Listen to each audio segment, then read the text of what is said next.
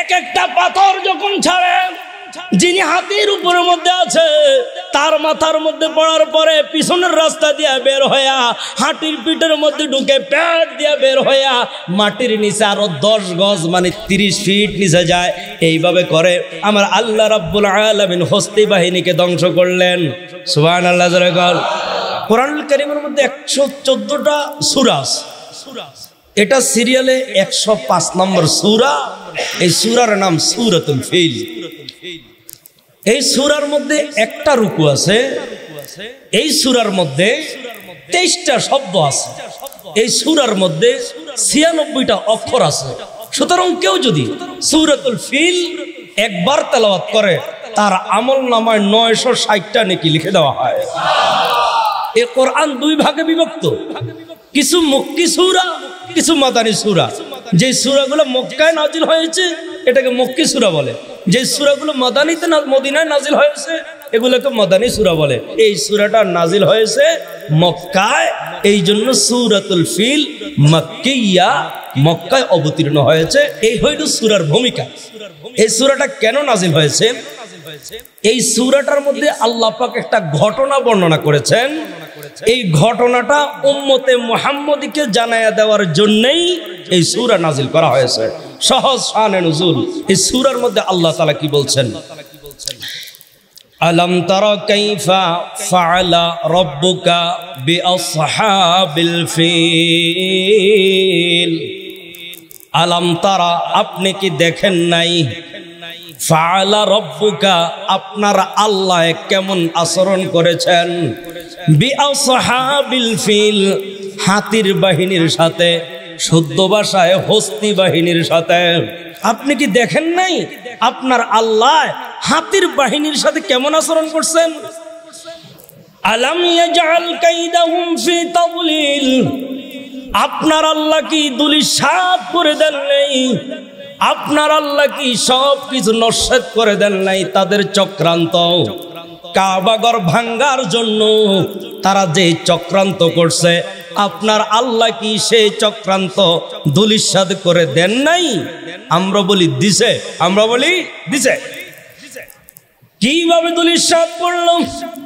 ও আরসালা আলাইহিম তায়রান আবাবিল, আপনার আল্লাহ রাব্বুল আলামিন তাদের কাছে, তাদের উপরে ঝাঁকে ঝাঁকে পাখি পাঠায়া দিছে। আবাবিল পাখি অনেকে বলে, আবাবিল পাখি না, এখানে আবাবিল দ্বারা উদ্দেশ্য হইল ঝাঁকে ঝাঁকে পাখি। আপনার আল্লাহ রাব্বুল আলামিন এই তাদেরকে ধ্বংস করার জন্য বড় ধরনের কোন প্রাণী পাঠান নাই, ঝাঁকে ঝাঁকে পাখি পাঠায়া দিছে।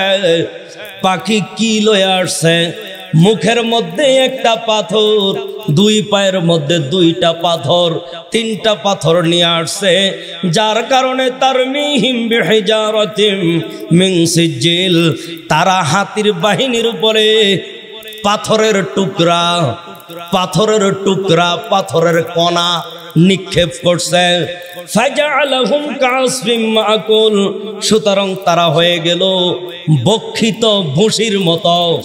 এটা বুঝেন না, বুঝাইতে হবে। ভুসি এমনেই এটা বেদাম, এটা যখন আবার গরুয়ে খাইয়া ফেলায়, এটা যখন আবার কোনো প্রাণী খেয়ে ফেলে, তখন যখন এটাকে চাবায়, এটা আর কি থাকে? বেদাম হয়ে যায়। অর্থাৎ নিষ্পেষিত করে ফেলে। আল্লাহ তাআলা বলছেন ফাজআলাহুম কাসফিম মাকুল, সুতরাং আল্লাহ তাদেরকে বানাইলেন এমন ভুসির মতো যেই ভুসি পশু পাখি খাইয়া ফেলাইছে। সুবহানাল্লাহ। আল্লাহ রাব্বুল আলামিন আলাম তারা সূরার প্রথম আয়াতের মধ্যে নবী মুহাম্মদুর রাসূলুল্লাহ সাল্লাল্লাহু আলাইহি ওয়াসাল্লামকে বলছেন, নবী গো, আপনি কি দেখেন নাই আপনার আল্লাহ হাতির বাহিনীর সাথে কেমন আচরণ করছেন? দ্বিতীয় আয়াতে আল্লাহ বলছেন, আমি আল্লাহ কি তাদের চক্রান্তকে ধূলিসাৎ করে দেই নাই? তৃতীয় আয়াতের মধ্যে আল্লাহ বলছেন কেমনে দুলিশাদ করলাম তাদের কাছে আমি আল্লাহ ঝাঁকে ঝাঁকে পাখি পাঠাইলাম। চতুর্থ আয়াতে আল্লাহ বুঝাইলেন কিভাবে তারা আক্রমণ করলো। একটা পাথর মুখে রাখলো, একটা পাথর ডাইন পায়ে রাখলো, আরেকটা পাথর বাম পায়ে রাখলো, পাথরের টুকরা নিক্ষেপ করার মাধ্যমে। পঞ্চম আয়াতের মধ্যে আল্লাহ বলছেন তাদের শাস্তির পরে তাদের অবস্থা এমন হয়েছে বঁশিকে পশু পাখি খেয়ে ফেললে যেমন পিষে যায়, তাদেরকে আমি আল্লাহ তেমন পিষে ফেলেছি। সুবহানাল্লাহ। আল্লাহর নবী বিশ্ব নবী রাহমাতুল লিল আলামিন এই দুনিয়াতে আসার এখনো 55 দিন বাকি। দুনিয়াতে আসার এখনো 55 দিন বাকি। 55 দিন পরে আমার রাসূল দুনিয়ার মধ্যে আসবে। এমন সময় এই হাতির বাহিনীর ঘটনাটা ঘটছে। ঘটনাটা কেমন? মক্কা নগরীর মধ্যে কাবা ঘর আছে। এই কাবা ঘরকে কেন্দ্র করে বিভিন্ন রাষ্ট্রের মানুষেরা মক্কায় আসতো, যার কারণে মক্কার ব্যবসা বাণিজ্য ভালো হইতো। মক্কাবাসীরা আস্তে আস্তে উন্নতি লাভ করতে লাগলো। এইভাবে দেখা যায় ইয়ামান একটা দেশ আছে, ওই দেশের একটা শহর আছে, ওই শহরের নাম হইল সানা নামক শহর। এই সানা নামক শহরের একজন গভর্নর ছিল, ওই গভর্নরের নাম ছিল আব্রাহা ইবনে সাবাহ। ওই গভর্নরের নাম ছিল আব্রাহা ইবনে সাবাহ। সে ছিল খ্রিস্টান। শুধুমাত্র খ্রিস্টান ছিল এমন না, কঠোর খ্রিস্টান ছিল। কাবা ঘরের নাম শুনতে পারতো না। কেউ উন্নতি লাভ করুক এটা তার পছন্দ হইতো না। কাবা ঘরকে কেন্দ্র করে মক্কায় উন্নতি লাভ করতেছে, এমনি ভাবে সৌদি আরব উন্নতি হয়ে যাচ্ছে, এটা তার সহ্য হয় নাই। সে খেয়াল করলো কাবা ঘরকে কেন্দ্র করে এমনি ভাবে মক্কা নগরের মানুষ উন্নত হইব কে? আমিও তো একটা দেশের গভর্নর, আমি সেই মক্কার মতো কাবা ঘরের মতো একটা কাবা আমিও ইয়ামান দেশে বানাইব। এর মাথার মধ্যে কি মগজ আছে না গোবর আছে? একটা হইছে আল্লাহর বানানো কাবা ঘর, আর একটা হইলো মানুষ বানাইব। নাউজুবিল্লাহ। এই কাবা ঘর আল্লাহর হুকুমে বানানো হয়েছে। এ সম্পর্কে আমি হজের বয়ানে লম্বা আলোচনা করেছি। সর্বপ্রথম কাবা ঘর আল্লাহ বানাইছেন ফেরেশতা দিয়া, এরপর বানাইলেন আদম নবী দিয়া, এরপর বানাইলেন শীষ নবী দিয়া, এরপর বানাইলেন ইব্রাহিম নবী দিয়া, সাথে ছিল ইসমাইল। পর্যায়ক্রমে এই কাবা ঘরের মধ্যে আমার রাসূল মুহাম্মদের হাত লাগছে। মক্কা নগরীতে যেমন একটা কাবা ঘর আছে, আমিও ইয়ামান দেশে একটা কাবা ঘর বানাইব। যেই কথা সেই কাজ। কাবা ঘরের মতো একটা কাবা, নকল কাবা বানাইলো কোথায়? ইয়ামান দেশে। বানানোর পরে অসংখ্য গণিত টাকা খরচ করলো। ঘোষণা দিয়ে দেওয়া হলো জিলহজ মাসে মক্কায় হজ হওয়ার কথা, মক্কায় হজ হবে না, ইয়ামান দেশের আমাদের বানানো কাবায় হজ হবে। সব মানুষ তো আর তার মতো পাগল না। কেউ তার কথাটা কর্ণপাত করলো না, এলাও করলো না, গ্রহণ করলো না, গুরুত্ব দিল না। কেউই পরের বছর দেখা যায় ইয়ামান দেশে না আইসা সকলেই চলে গেল কাবা ঘরের হজ আদায় করার জন্য। জোরে কোন সুবহানাল্লাহ। এটা তার মাইন্ডে লাগছে। এটা কয় এত টাকা খরচ করলাম, আমি এত নামি কামি একজন president governor Abraha ibn Saba, আমার কথাটা গুরুত্ব দিলি না, যা কাবা ঘর ভাঙে ফেলাবো। নাউজুবিল্লাহ। যেহেতু আমারটাকে হজ করতে আসে না, ওই যে মক্কাতে যে কাবা আছে ওই কাবা ভেঙে ফেলবো। ভাইরা আমার, এই দিক দিয়ে আরো কিছু ঘটনা আছে। কুরাইশের লোকরা জেনে গেছে নকল কাবা বানানো হয়েছে ইয়ামান দেশে। কয়েকজন পাহলওয়ান গিয়া রাতারাতি সেই ঘরে আগুন ধরাইয়া দিছে। সুবহানাল্লাহ। আসেনি এমন ইমানদার, আসেনি এবং এখন এমন কাবা প্রেমিক লোক নাই। সবাই নাফসি নাফসি, নিজে বাসি। ওই দিক দিয়ে ইসলাম ধ্বংস হয়ে গেল। আমরা বলি আল্লাহু আকবার, আমার নামাজ লইয়া আমি আসি। ও বন্ধু, সব সেজদা সব সময় কাজে আসে না। ঠিক না? জোরে বল। যখন লাঠি নেওয়া দরকার তখন লাঠি নিতে হবে, যখন রোনাজারি কান্নাকাটি করা দরকার তখন কান্নাকাটি করতে হবে, যখন নামাজে দাঁড়ানো দরকার তখন নামাজে দাঁড়াইতে হবে। ওই মুসলমান, এটাই তো আমার রসুল শিখাইছে। কখনো কাফেরের মাথায় হাত, এই হাতেই রসুল 27টা যুদ্ধে তলোয়ার লইয়া সেনাপতির দায়িত্ব পালন করছেন। সুবহানাল্লাহ। পিঠে হাত রাখার সময় হাত রাখবে, তলোয়ার লওয়ার দরকার হইলে তলোয়ার নিবে। এটাই তো বীর পুরুষ মুসলমানের আলামত, এটাই তো আমাদেরকে শিখাইছেন নবী মুহাম্মদ সাল্লাল্লাহু। ভাইরা আমার, আব্রাহা ইবনে সাবা বলে, আমার কাবার উপরে এত অত্যাচার তোরা করলে তোদের কাবা আমি রাখবো না। মুসলমান বন্ধুরা আবিসিনিয়া পাঠায়া দেওয়া, খবর পাঠায়া দেওয়া হলো আমার জন্য হাতি পাঠাও। এক এক বর্ণনার মধ্যে এক একটা আছে, 13টা হাতি নিছে, 13টা, আর সাথে 60,000 সৈন্য নিছে।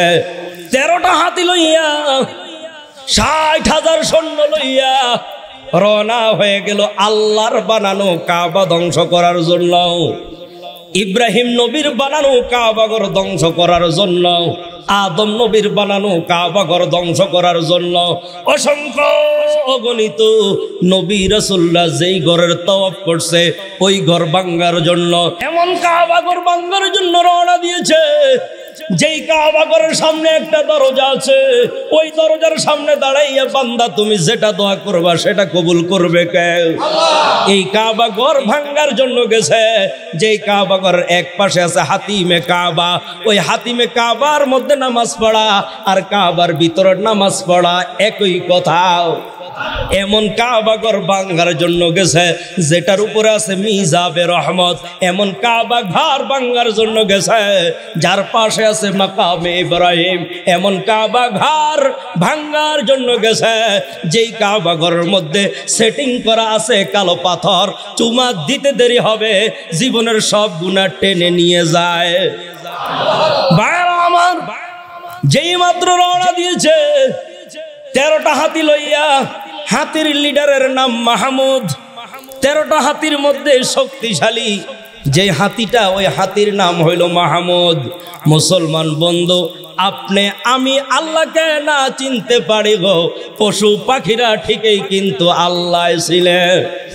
ঠিক না জোরে কর। আল্লাহ কোরআনের মধ্যে বলছেন তারাও তাসবিহ পড়ে, ওলা কিল্লা তাফকাহুনা তাসবিহাহুম, কিন্তু তারাদের তাসবিহ পড়ে তোমরা বুঝো না।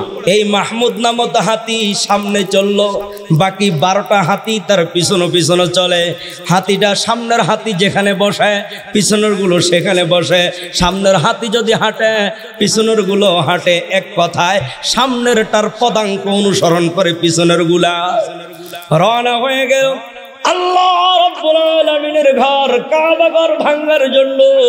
এই কথা যখন নাকি ইয়ামানের আগের একজন প্রেসিডেন্ট ছিল, ওনার নাম ছিল জুনাফার, জাল ওয়াও নুন ফা র, জুনাফার, ইয়ামানের আগের প্রেসিডেন্টের নাম। আগের প্রেসিডেন্ট যখন শুনলো আব্রাহা প্রেসিডেন্ট কাবা ঘর ভাঙার জন্য রওনা দিয়েছে, আরববাসীরা রে এইভাবে যদি নাকি কাবা ঘরের উপর আক্রমণ হয় আমরা জীবিত থাকতে তা হতে পারে না। যুদ্ধ শুরু হইল, প্রথম যুদ্ধ। কিন্তু তাদের সংখ্যা যেহেতু বেশি, এই জন্য মক্কাবাসীরা তাদের সাথে পারে নাই, তাদের সাথে কুলে উঠতে পারে নাই, পরাজয় বরণ করছে। পরাজয় বরণ করার পরে যিনি জুনাফার আগের প্রেসিডেন্ট যিনি ছিল, ওনাকে গ্রেফতার কইরা আব্রাহার দরবারে হাজির করা হলো। আব্রাহা ডাক দিয়া তাকে হত্যা করো না, তাকে হত্যা না কইরা তাকেও আমাদের সঙ্গে লইয়া চলো। তাকেও নিয়ে চললো। এবার সামনের দিকে চলতে আরম্ভ করলো, মক্কার দিকে রওনা হলো। একটু সামনে যাওয়ার পরে অটোমেটিক একটা জায়গা পড়লো, ওই জায়গার নাম হইল খাসাম। সামনে যখন রওনা হয়ে গেল খাসাম নামক স্থান পড়লো। ওই খাসাম নামক স্থানে যাওয়ার পরে তদানীন্তন সময়ে একজন বীর বাহাদুর ছিল, তার নাম ছিল নোফাইল ইবনে হাবিব। নোফাইল ইবনে হাবিব নামক একজন বীর বাহাদুর ছিল। উনিও বিশাল বড় লোকজন লইয়া, খাসাম গোত্র লোকদেরকে লইয়া আব্রাহা বাদশাকে বাধা দিল, তার বিরুদ্ধে যুদ্ধ করলো। কিন্তু আব্রাহার দল বল যে হতো বেশি, এই জন্য কুলাইয়া উঠতে পারে নাই, পরাজয় বরণ করছে। আস্তে আস্তে করে আব্রাহা সামনের দিকে চলতে আরম্ভ করলো। মুসলমান বন্ধুরা, এক পর্যায়ে যেতে যেতে যখন তায়েফ গিয়া পৌঁছলো, তায়েফ যখন গিয়া পৌঁছলো, বনু সাকিব গোত্র লোকেরা ডাক দেয়া কয় হইতে পারে না, মনে হয় কাবা ঘরের ভিতরে যে মূর্তিগুলা আছে ওই মূর্তিগুলা মনে হয় ভাঙতে যায়, যুদ্ধ করতে হবে। তারা গেল আব্রাহার সঙ্গে যুদ্ধ করার জন্য। কিন্তু যেই মাত্র শুনলো আব্রাহা তাদের মূর্তি প্রতিমা ভাঙতে যায় না, কাবা ঘর ভাঙতে যায়, তখন কয় ভুল হইছে, বাধা দিব না, যাও গা। নাউজুবিল্লাহ জোরে কর, ছাইরা দিছে। তাইফের লোকজন ছাইরা দিছে, কই যাও, যেহেতু আমাদের প্রতিমার ভাঙ্গার তোমাদের কোনো এরাদা ইচ্ছা নাই, যেহেতু কাবা ঘর ভাঙবা, আমাদের কোনো দুই কথা নাই, যাও। আব্রাহা ডাক দিয়ে কয়েন, হ্যাঁ তায়েফবাসীরা শুনো, হে তায়েফের সাকিব গোত্র লোকরা শুনো, কাবা ঘরে আমরা কোন দিকে যাব? আমরা তো চিনি না, আমাদেরকে একজন লোক দাও যে নাকি আমাদেরকে আস্তে আস্তে কাবা ঘরের দিকে নিয়ে যাবে। ভাইরা আমার, তখন তারা একজন লোক দিল, তার নাম ছিল আবু রিগাল। আবু রিগাল নামক একজন বেঈমানকে তাদের সঙ্গে দিয়েছে। তবলিগ জামাতের লোকেরা একজনকে কি বানায়? রাহাবার বানায়। এখন রাহাবার হয়েছে আবু রেগাল। তারা যায় দিনের দাওয়াত দেওয়ার জন্য, আর হে রাহাবারি করবে কাবা ঘর ভাঙার জন্য। নাউজুবিল্লাহ। আবু রিগাল নামক বেঈমান তাদেরকে পথ প্রদর্শন করতে করতে কাবার দিকে রওনা হয়ে গেল। মুসলমান বন্ধুরা, এক পর্যায়ে দেখা যায় তারা মক্কা নগরীর মুগাম্মাস নামক জায়গার মধ্যে চলে গেল। ওই জায়গার মধ্যেও গেছে আবু রিগালও মারা গেছে। সুবহানাল্লাহ। ওই জায়গায় গিয়েই যে নাকি রাহাবার দুনিয়া থেকে বিদায় হয়ে গেল। ওই জায়গার মধ্যে যাওয়ার পরে নাফরমান অবাধ্য প্রেসিডেন্ট আব্রাহা ইবনে সাবা ডানে বামে লক্ষ্য করে দেখলো মুগাম্মাস নামক এলাকার মধ্যে গরু ছাগলের অভাব নাই, ওট দুম্বার অভাব নাই, বেড়া বকরির অভাব নাই, সবগুলো আত্মসাৎ করতে শুরু করলো। এমন 200 উট চুরি করছে, যেই 200 উট ছিল আমাদের রসুলের দাদা আব্দুল মুত্তালিবের। সুবহানাল্লাহ। আব্দুল মুত্তালিব কে? তদানীন্তন সময়ে কাবা ঘরের মোতাওয়াল্লি। বলেন, কাবা ঘরের কি নাম ছিল? Abdul Muttalib. উনি কে? আমার রসুলের দাদা, আমার রসুলের দাদা। আব্রাহা প্রেসিডেন্ট একজন বার্তাবাহক পাঠাইলো, একজন দূত পাঠাইলো, যারে যাও খবর কয়ে দাও মক্কা নগরীতে কাবা ঘরের মোতাওয়াল্লি সব মান্যগণ্য যারা আছে, আমরা তোমাদের সঙ্গে যুদ্ধ করতে আসি নাই, আমরা কাবা ঘর ভাঙতে আসছি। কেমন যেন ঠাট্টার মতো কথা, ঠিক কিনা? গান আমাদের দক্ষিণ মাসাবের মুসল্লিদেরকে যদি বলা হয় যে আমরা তোমাদের সাথে যুদ্ধ করতে আসি না, কোবরা মসজিদটা ভাঙতে আইছি শুধু, এটা ঠাট্টার মতো কথা হইল না? তোমাদের সঙ্গে আমরা যুদ্ধ করতে আসি নাই, শুধুমাত্র কাবা ঘর ভাঙতে আসছি। আব্দুল মুত্তালিব তার কয়েকজন সন্তানকে লইয়া আব্রাহা বাদশার সামনে গেল। আব্রাহা বাদশা আব্দুল মুত্তালিবের চেহারার দিকে তাকায় হা করা তাকায় রইল। হাইরে, মানুষের চেহারা বুঝি এত সুন্দর হয়? জোরে কোন সুবহানাল্লাহ। সুন্দর হবে না তো কি হবে? তার বংশ থেকেই তো আমার নবী দুনিয়াতে আসবে। সুবহানাল্লাহ। জোরে কোন। আমার রসুলের সুন্দর কম ছিল না বেশি ছিল? একটু জোরে কোন। শুধু এতটুকু বলি, না বললেই তো আর বুঝবেন না। একদিন হাসান হোসেন বলে, না না, এই ঘর থেকে ওই ঘরে যাবো, একটু লাইটের ব্যবস্থা করেন। কয় লাইট মারবো? লাইটের ব্যবস্থা করবো কেমনে? আলো তো ব্যবস্থা নাই। তবে শোনো, আমি মুস্কি হাসি দিব, যাইও গা। হ্যাঁ হাসান হোসেন, আলো পাবো কোথায় থেকে? অমাবস্যা রাত্রি অন্ধকারের মধ্যে আমি তোদের নানা একটা মুস্কি হাসি দিব, চলে যায়। হাসান হোসাইন ডেকে কয়, নানা জান যখন মুস্কি হাসি দিল আমাদের কাছে মনে হয়েছে দ্বিপ্রহরের সূর্য উঠে গেছে। সুবহানাল্লাহ। মা হালিমাতু সাদিয়া, আমরা শোনো, জীবনে কত সুন্দর সুন্দর ছেলে দেখেছি, তোমার ছেলের মতো দেখি নাই। জোরে কোন সুবহানাল্লাহ। আমেনা ডাক দিয়ে হালিমা, তুমি তায়েফের গ্রামের মধ্যে থাকো আর আমি আমেনা কুরাইশ বংশের শহরের মধ্যে থাকি। গ্রামের মধ্যে থেকে কি দেখেছো আর কি বলবা? আমি কুরাইশ বংশের শহরের মধ্যে থেকেও তো কত সুন্দর সুন্দর ছেলে দেখেছি, আমার সন্তান মুহাম্মদের চাইতে সুন্দর কোন ছেলে দেখি নাই। সুবহানাল্লাহ। আমার আল্লাহ দুইজনের আলাপ দেখে কি দেখে না? জোরে বল।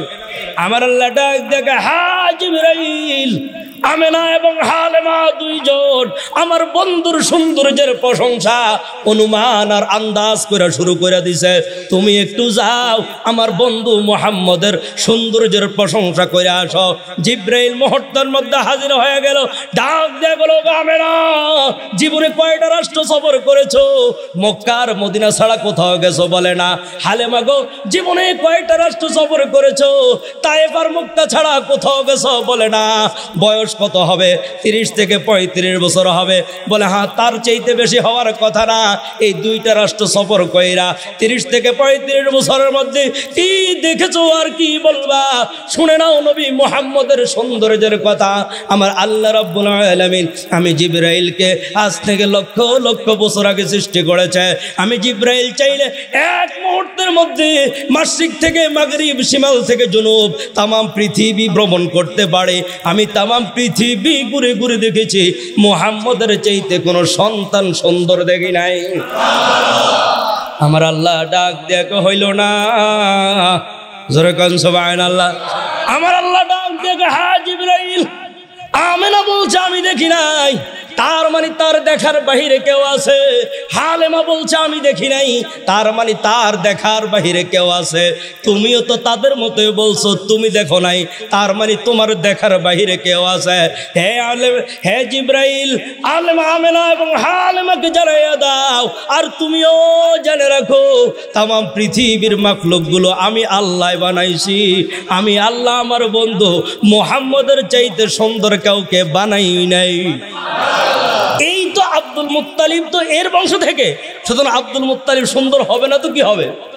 আব্রাহা ডাক দিয়া কয়, জীবনে কত সুন্দর মানুষ দেখেছি, আব্দুল মুত্তালিবের মতো দেখি নাই। সিংহাসনটা ছেড়ে দিয়েছে আব্দুল মুত্তালিবের সম্মানে।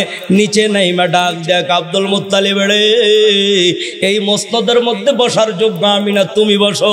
আব্দুল মুত্তালিব তো ভদ্রতা বুঝে, ঠিক কিনা জোরে কন? এইবার আপনি সিংহাসন থেকে নেমে আমাকে সম্মান করেছেন গো, এটা অনেক হয়েছে আলহামদুলিল্লাহ। উভয়জন মিলে আমরা নিচে বসি। জোরে কন সুবহানাল্লাহ। এবার আব্দুল মুত্তালিবকে আব্রাহা ডাক দেয়া কয়, কাবা ঘর ভাঙতে আসছে, কিছু বলো। তো আপনার কাছে কাবা ঘরের বিষয়ে কোনো কথা বলতে আসি নাই। আপনি আমার 200 উট নাকি এমনই ভাবে অন্যায় ভাবে নিয়ে গেছেন, এগুলা নিতে আসছি।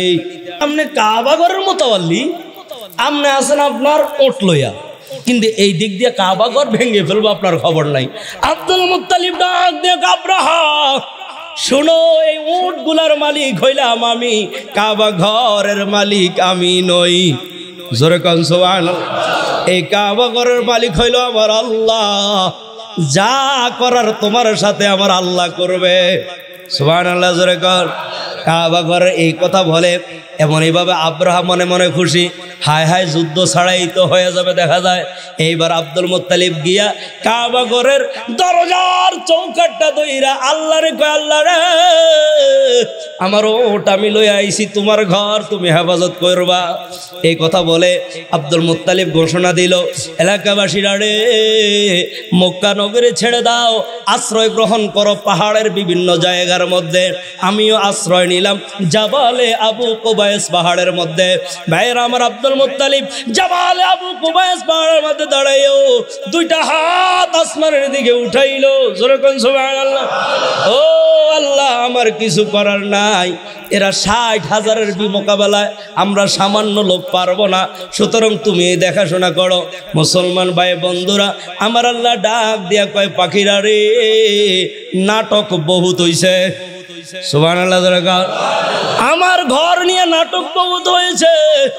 তাফসীরের কুরতুবীর মধ্যে খুঁজলে পাওয়া যায়, এমন এইভাবে আরব সাগর থেকে ঝাঁকে ঝাঁকে পাখি বের হয়েছে। তাদের শরীরের কালার সবুজ, তাদের সাইজ হইল কবুতরের চাইতে ছোট ছোট ছোট পাখি, যাদের মুখের মধ্যে একটা পাথর, দুই পায়ের মধ্যে দুইটা পাথর নিয়ে যখন নাকি সামনের দিকে রওনা হলো। মুসলমান ভাইয়েরা, লম্বা চূড়া ঘটনা, যেই মাত্র ওই হাতিকে আঘাত করে সামনের দিকে যায়, হাতি মগর সামনের দিকে যায় না, কারণ হাতিও জানে এটা আমার আল্লাহর ঘর। হাতি সামনে যায় না, এটা আমার আল্লাহর ঘর। আব্রাহাম মানুষ হইয়া না চিনতে পারে, কিন্তু আমি পশু হইয়া আল্লাহর ঘর চিনি। সুবহানাল্লাহ। মুসলমান ভাইয়েরা, যখন নাকি সামনের দিকে রওনা হয়ে গেল, একটা জায়গার নাম হলো ওয়াদিয়ে মুহাম্মদ। এই ওয়াদিয়ে মুহাম্মদের মধ্যে যখন আসলো, পাখিগুলো পাথর নিক্ষেপ করতে শুরু করলো। এক একটা পাথর যখন ছাড়ে, যিনি হাতির উপরের মধ্যে আছে তার মাথার মধ্যে পড়ার পরে পিছনের রাস্তা দিয়ে বের হইয়া হাতির পিঠের মধ্যে ঢুকে পেট দিয়ে বের হইয়া মাটির নিচে আরো 10 গজ মানে 30 ফিট নিচে যায়। এইভাবে করে আমার আল্লাহ রাব্বুল আলামিন হস্তি বাহিনীকে ধ্বংস করলেন। সুবহানাল্লাহ। কয়েক বছর আগে জার্মানি থেকে ভূমি যারা নাকি অভিজ্ঞ, ভূমি বিষয়ে যারা অভিজ্ঞতা পারদর্শী, তারা আসছিল ওয়াদিয়ে মুহাম্মদ। এখানে কোন একটা কাজে এখানে মাটি খনন করে দেখে এমন কিছু পাথর পাওয়া গেছে, ওই পাথরগুলো পৃথিবীর সবচেয়ে বিষাক্ত পাথর। সুবহানাল্লাহ। যার শরীরের সঙ্গে লাগে সাথে সাথে পছন্দ ধরে। আরবের লোকেরা তখন বুঝে নিছে এটা হইলো সেই হস্তি বাহিনীর গজবের পাথর, যেটা আমার আল্লাহ ঝাঁকে ঝাঁকে পাখির মাধ্যমে তাদের শরীরে নিক্ষেপ করছেন। জোরে কোন সুবহানাল্লাহ। মুসলমান ভাইয়েরা, এই ঘটনাটাকে আমার আল্লাহ আপনাকে জানানোর জন্য এই যে এতক্ষণ একটা ঘটনা বললাম, এই ঘটনাটা আমার আল্লাহ আপনাকে জানানোর জন্য আলাম তারা সূরা নাজিল করছেন। জোরে কোন সুবহানাল্লাহ। আলাম তারা সূরার শিক্ষা হলো যেগুলা আল্লাহ প্রদত্ত বিধান, মসজিদ, মাদ্রাসা, আলেম, ওলামা এবং ইসলামের পক্ষে যারা কাজ করে তাদের বিরোধিতা করার জন্য এমন দুঃসাহস দেখায়ও না। যদি দেখাও, হস্তি বাহিনীকে যে আল্লাহ ধ্বংস করছে ওই আল্লাহ এখনো আছে। ঠিক কিনা জোরে কোন? ইতিপূর্বে কেউই ইসলামের বিরোধিতা করে টিকে থাকতে পারে নাই, পারবেও না। এখন প্রশ্ন, আল্লাহ পাক সাথে সাথে আবাবিল পাখি পাঠাই দিয়া ধ্বংস করে না কেন? এই প্রশ্নটা আমাদের অনেকের ভিতরে। এই সম্পর্কে আমি বয়ান করে ফেলছি। রাসূল মৃত্যুর সময় কান্দে। ইয়া রাসূলুল্লাহ, আপনি কান্দেন কে? এতদিন আল্লাহ কোরআন নাজিল করে দিয়েছে, মা কান আল্লাহু লিয়ুআযিবাহুম ওয়া আনতা ফীহিম। নবীজি, আপনি এদের মধ্যে থাকবেন আর আমি এদেরকে আযাব দিয়ে ধ্বংস করে দিব, এটা হতে পারে না। এখন আমার টেনশন হইলো, আমি রাসূল তো বিদায় হয়ে যাচ্ছি, আমি চলে গেলে আমার আল্লাহ যদি আমার উম্মতদেরকে আযাব এবং গজব দিয়ে ধ্বংস করে দেয়, আমার উম্মতের দায়িত্ব কে নিবে? সুবহানাল্লাহ। আমার আল্লাহ তখন বলেছিলেন, জিবরাইল আমার রাসূলকে বলে দাও চোখের পানি মুছে ফেলার জন্য, আজ থেকে আনা কাফিলুম মিনহুম, আমি আল্লাহ নিজেই এই উম্মতের জিম্মাদার হয়ে গেলাম। সুবহানাল্লাহ। এই দুনিয়াতে তাদেরকে আযাব গজব দিয়ে ধ্বংস করব না, আমি আল্লাহর ওয়াদা। যা দেওয়ার কবরে গিয়ে দিব। ঠিক কিনা জোরে কোন? এরপরেও যখন কেউ বেশি বাড়ে, ছাড় দিলেও ছেড়ে দেয় না। ঠিক কিনা জোরে কোন? ছাড় দেয় লম্বা সময়, কিন্তু ছেড়ে দেন না। ঠিক কিনা জোরে কোন? এই জন্য মুসলমান ভাইয়েরা, আমরা প্রায় সময় অনেকে নাস্তিক হয়ে যায়। আল্লাহ যদি থাকতো, ইসলামের বিরুদ্ধে কোরআনে লাত্তি দিছে, কিন্তু খোদাই বিচার করে না। কাবাগরের উপরে অত্যাচার করে, খোদাই বিচার করে না। এটার জবাব সহজ, রাসূল মৃত্যুর সময় আল্লাহর ওয়াদা করাইছে এই জমিনে আযাব গজব দিবে না। তবে হ্যাঁ, ছাড় দিলেও কি দিবেন না, ছেড়ে বলেন না ছাড় দিলেও। তাহলে আলাম তারা সূরার শিক্ষা কি? আলাম তারা সূরার শিক্ষা হইল ইসলামের বিরুদ্ধে দুঃসাহসিকতা দেখাইতে নাই। আপনার নামাজ কম হইতে পারে, আপনার রোজা কম হইতে পারে, আপনার আমলের ত্রুটি হইতে পারে, খবরদার ইসলামের বিরুদ্ধে আপনার মুখ যাতে না খোলে, আপনার হাত যেন অগ্রসর না হয়, আপনার পা যেন সামনের দিকে না আগায়া যায়, এটাই আলাম তারা সূরার শিক্ষা। জোরে কোন ঠিক না? তাহলে আজকে 1 নম্বর সূরা আলোচনা করেছি, সূরা ফিল। এই আয়াতের মধ্যে আল্লাহ বলছেন আলাম তারা কাইফা ফাআলা রাব্বুকা বিআসহাবিল ফিল।